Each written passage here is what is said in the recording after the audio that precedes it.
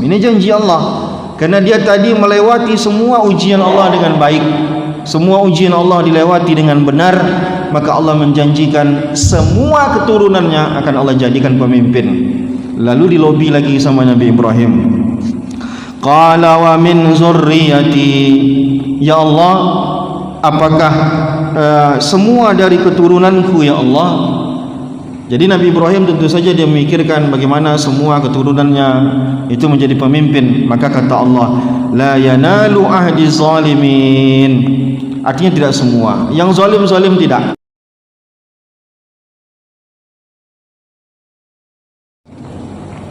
Alhamdulillahirabbil alamin.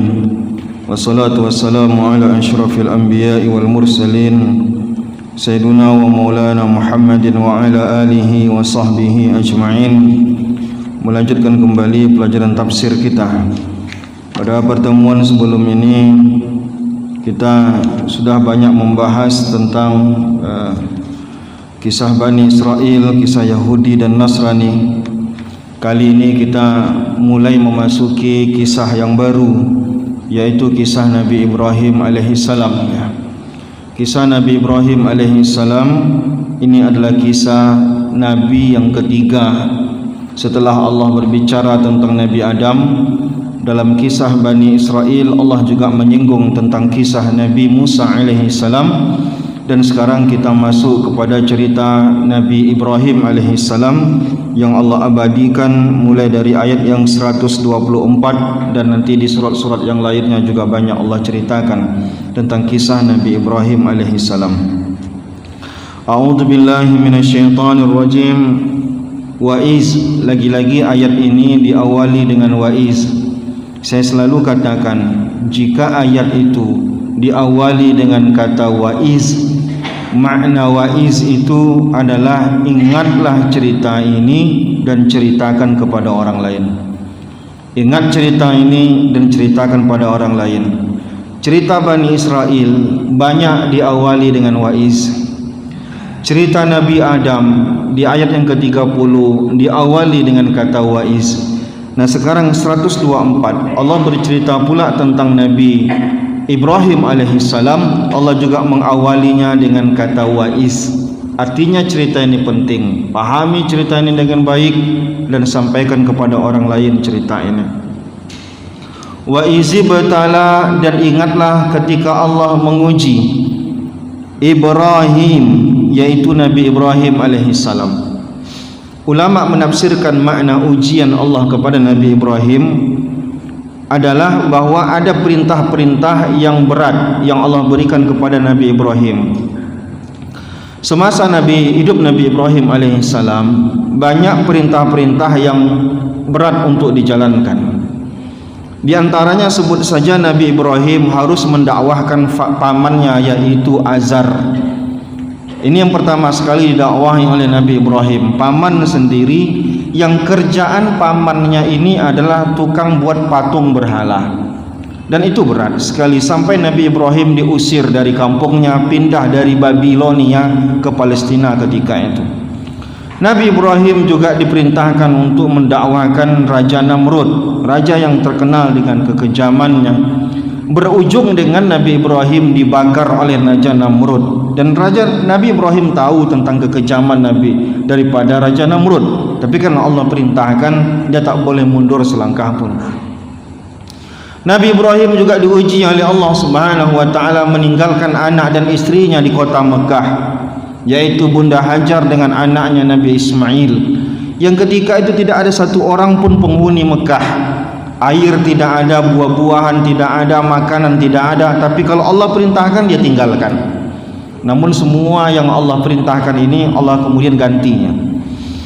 Setelah remaja Nabi Ismail, Allah juga perintah untuk menyembelih putranya Nabi Ismail. Selangkah pun dia tak mundur, dia sembelih putranya. Jadi banyak yang cobaan kepada Nabi Ibrahim ini perintah yang sifatnya ujian. Sebut saja tadi misalkan Allah menyuruh dia untuk mendakwakan Raja Namrud, akhirnya dibakar sama Raja Namrud. Bakaran Raja Namrud itu sifatnya ujian, akhirnya api itu menjadi dingin untuk dia. Cobaan saja sebenarnya. meninggalkan anak dan istrinya di padang pasir yang tidak ada, padang pasir bebatuan di Mekah. Akhirnya dari hentakan kaki Nabi Ismail memancar air. Ketika Allah suruh sembelih putranya Nabi Ismail, akhirnya Allah ganti dengan kambing. Intinya semuanya cuma cobaan. Tapi kata Allah Subhanahu wa taala, fa'atammahunna, semua cobaan berat yang Allah berikan kepada Nabi Ibrahim semua dijalani dengan sempurna. Maka Nabi Ibrahim mendapatkan dua gelar dalam hidup dia. Satu digelar sebagai Abul Anbiya, bapaknya para nabi. Yang kedua, Nabi Ibrahim mendapat gelar Khalilullah. Khalilullah artinya kekasih Allah. Ketika Nabi Ibrahim ditanya, kenapa dia bisa dapat gelar itu? Kata Nabi Ibrahim, karena tak pernah sejengkal pun dia mundur kalau Allah memerintahkan sesuatu. Dan dia yakin setiap kali Allah memerintahkan sesuatu itu pasti bagus untuk dia. Dan rasa ini menular kepada keluarganya. Sebut saja Bunda Hajar. Bunda Hajar ketika Nabi Ibrahim meninggalkannya di tengah padang pasir, tidak ada minum, tidak ada orang, dia bertanya, Nabi Ibrahim, apakah Allah yang menyuruh kamu tinggalkan kami di sini?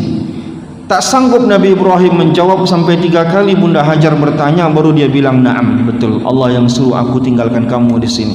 Apa jawaban daripada Bunda Hajar? "Izan falayudayana." Kalau betul Allah yang suruh kamu tinggalkan aku di sini, pergilah. Tak mungkin Allah sia-siakan hidupku di sini. Dan betul, dihentakan kaki Nabi Ismail saat itu memancar air menyelamatkan Nabi, hidup Bunda Hajar dan Nabi Ismail yang masih bayi yang berusia sekitar 1 tahunan. Qala inni ja'iluka lin-nasi imama. Allah janjikan kepada Nabi Ibrahim, karena dia berhasil melewati semua ujian dengan baik, Allah berikan satu janji bahwa anak-anak keturunannya kelak akan menjadi para pemimpin. Dan kalau bisa kita katakan semua nabi setelah Nabi Ibrahim adalah keturunan Nabi Ibrahim. Dari sebelah Nabi Ishak, Nabi Ibrahim punya anak Nabi Ishak, Nabi Ishak punya anak Nabi Yakub, Nabi Yakub punya anak Nabi Yusuf. Putra-putri Nabi Yusuf, putra-putri Nabi Yakub ini disebut sebagai Bani Israel. Setelah itu nabi-nabi semuanya lahir dari kalangan Bani Israel, Nabi Musa, Nabi Isa dan seterusnya. Ini janji Allah kepada Nabi Ibrahim. Dari sebelah Nabi Ismail, nanti di ujungnya akan muncul Nabi Muhammad sallallahu alaihi wasallam. Artinya nabi-nabi setelah itu lahir dari garis keturunan daripada Nabi Ibrahim alaihissalam. Ini janji Allah. Karena dia tadi melewati semua ujian Allah dengan baik, semua ujian Allah dilewati dengan benar, maka Allah menjanjikan semua keturunannya akan Allah jadikan pemimpin. Lalu dilobi lagi sama Nabi Ibrahim, qala wa min zurriyati, ya Allah, apakah semua dari keturunanku ya Allah? Jadi Nabi Ibrahim tentu saja dia memikirkan bagaimana semua keturunannya itu menjadi pemimpin. Maka kata Allah, la yanalu ahdi zalimin. Artinya tidak semua. Yang zalim-zalim tidak. Buktinya keturunan Nabi Ibrahim setelah itu banyak yang zalim. Siapa? Banyak Bani Israel yang juga merupakan keturunan daripada Nabi Ibrahim, yang itu membangkang kepada Allah Subhanahu wa taala. Mereka menjanjikan untuk bertobat, mereka menjanjikan untuk beribadah, bertauhid kepada Allah, tapi banyak yang janji mereka ingkari. Banyak perintah-perintah Allah yang tidak mereka jalankan. Sebut saja, mereka sudah buat janji dengan Allah. Kalian mau beribadah hari apa? Kami beribadah hari Sabtu. Baik, hari Sabtu kalian beribadah. Janji Allah, jangan kalian mencari ikan di hari Sabtu. Tapi kenyataannya apa? Bani Israel tetap mencari ikan di hari Sabtu. Padahal hari Sabtu tadi sudah dijanjikan sebagai hari ibadah mereka. Tidak boleh cari ikan. Mereka siasati Allah. Mereka pasang perangkap ikan di tepi laut itu di hari Sabtunya. Lalu tidak mereka angkat hari Sabtu, tak mereka ambil ikannya di hari Sabtu, mereka ambil ikannya di hari Minggu. Lalu ketika itu tanya sama mereka, kalian kan dah janji tidak untuk mencari ikan di hari Sabtu. Kata mereka, kami kan tak ngutipnya hari Sabtu, kami ngutipnya di hari Minggu. Artinya mereka tetap mencari celah untuk membangkang Allah. Maka Allah kutuk mereka jadi monyet. Sebagian Bani Israel itu Allah bahkan kutuk jadi monyet, dan yang dikutuk jadi monyet ni tidak lama, 2 hari 3 hari semuanya mati semuanya. Nah, ini termasuk keturunan Nabi Ibrahim. Maka kata Allah, tidak semuanya. Ada juga kelak keturunan Nabi Ibrahim itu yang akan menjadi orang-orang yang zalim. Tapi sebagian dan seluruh Nabi setelah Nabi Ibrahim itu lahir dari garis keturunannya Nabi Ibrahim alaihissalam. Itu dia ayat surah Baqarah ayat 124. Kita sambung pada pertemuan berikutnya. Assalamualaikum warahmatullahi wabarakatuh.